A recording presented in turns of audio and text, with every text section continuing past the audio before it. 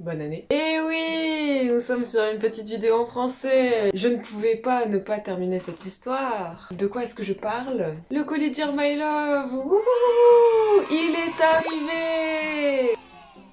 Je résume. J'avais commandé le colis mi-septembre. Il devait arriver aux alentours du 28 septembre, d'après le suivi colis. À partir du 28 septembre, pendant 3 mois, je n'ai eu aucune nouvelle, aucune mise à jour. Je suis allée à la poste pas moins de 4 fois. À chaque fois, j'ai été reçue de façon très différente, mais pas comme je l'attendais. Première fois, je vais à la poste et une dame me reçoit. Elle a les mêmes informations que moi, comme quoi mon colis, pour une raison obscure, se trouve à Aix-en-Provence. Elle me dit « Ah, mais peut-être qu'il a voulu faire un petit tour, ha ha ha ha !» Mais du coup, je vais remettre la bonne adresse. Il sera adressé à votre adresse normale et vous aurez votre colis bientôt. Donc je repars de la poste un peu agacée, mais je me dis que c'est bon, pas du tout. Je retourne une deuxième fois à la poste et qu'est-ce qui se passe? Je suis accueillie par un monsieur qui me fait des petites blagues, pareil. Ils ont tous le sens de l'humour à la poste et fait plusieurs réclamations avec des fautes d'orthographe, c'est génial. Ensuite, au moment où je dois m'en aller, il me fait un petit wink wink. Comment ça wink? Y a pas de wink là, y a pas de wink wink, non non non. Bref, je repars de la poste perplexe cette fois-ci. Une troisième fois, je retourne à la poste. À chaque fois, il y a environ 1 ou 2 semaines qui se passent entre ces passages. Je retourne à la poste. Cette fois-ci, je suis vraiment agacée, j'en ai marre, je veux mes vêtements. Je les ai commandés à une période, je crois que c'était pour les soldes d'été. Et là, qu'est-ce qui se passe? Nous sommes en octobre, bientôt en hiver. Enfin, au bout d'un moment, arrêtez de prendre les gens pour des imbéciles. Alors, je suis assez agacée, ça se voit. La personne qui me reçoit, je l'avais jamais vue avant. Du coup, je suppose que c'était une nouvelle, une stagiaire ou quelque chose comme ça. Du coup, elle a refilé le bébé à un collègue. Et du coup, c'est ce collègue qui s'est occupé de moi. Enfin, si on peut appeler ça occupé. Je suis restée 45 minutes debout. C'est génial, tout ça pour qu'on refasse encore une réclamation, c'est très drôle.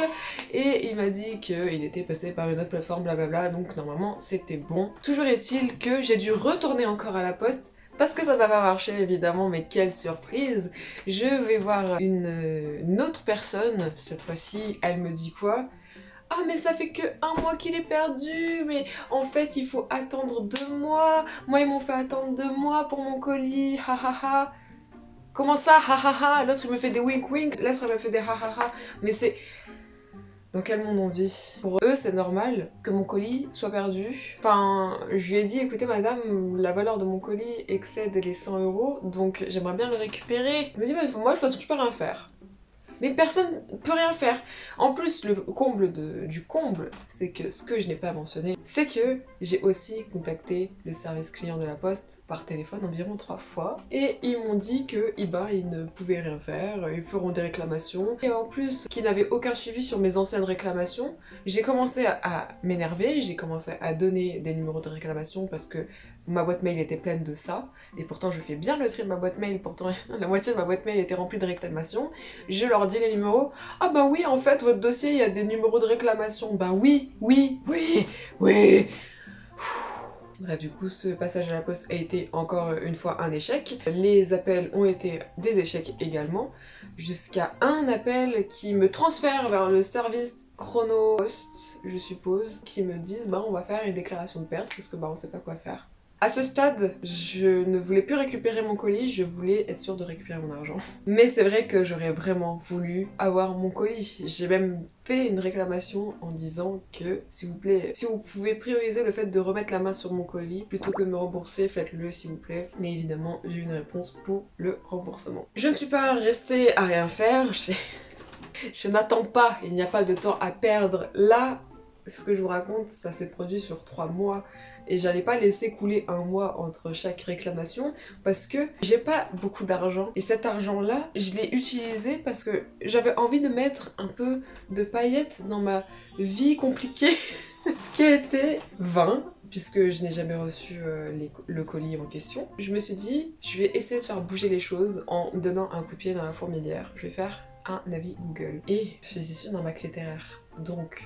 c'est un peu un point fort, la rédaction. Donc j'ai écrit un très long message qui a été instantanément supprimé par Google.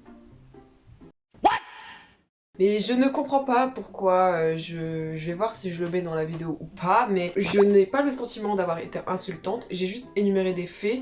Certes, il y a mon agacement qui transparaît, mais quand j'ai lu pourquoi mon avis a été retiré, il disait que j'enfreignais certaines lois.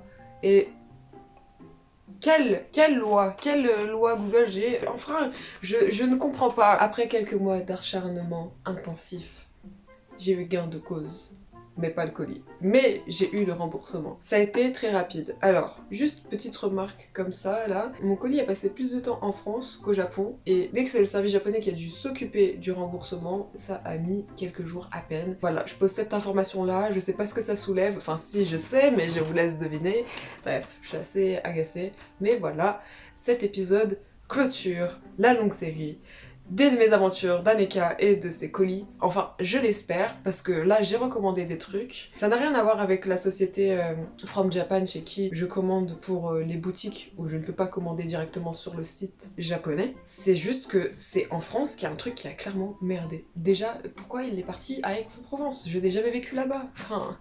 Voilà quoi. Et impossible d'entrer en contact avec la poste de Aix-en-Provence. Il faut soit que je me déplace, soit que j'appelle un service payant qui n'a pas de réponse. Personne n'a de réponse. Ils ont juste été en mode « Oh bah on sait pas, il faut attendre, on va rembourser. » Non mais insupportable. Bref, voilà, c'était... petit coup de gueule.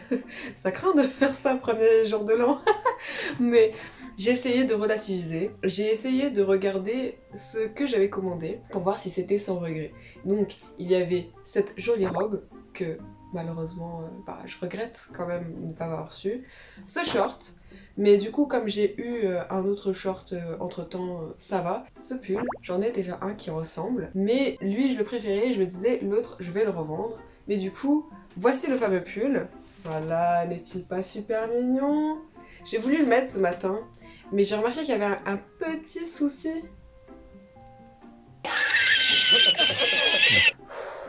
Bref, du coup, c'est sur ce que je vais terminer cette anecdote. D'ailleurs, concernant le concept anecdote, j'aimerais bien en faire de temps en temps, mais c'est vrai que récemment je me suis beaucoup mise à faire des vidéos en japonais et j'ai trouvé ça trop bien parce que ça me force à parler en japonais, à pratiquer à l'oral et j'aime bien ça. Je me suis dit que je ferais peut-être 2 chaînes, mais je suis quelqu'un de très peu organisé et j'ai la flemme.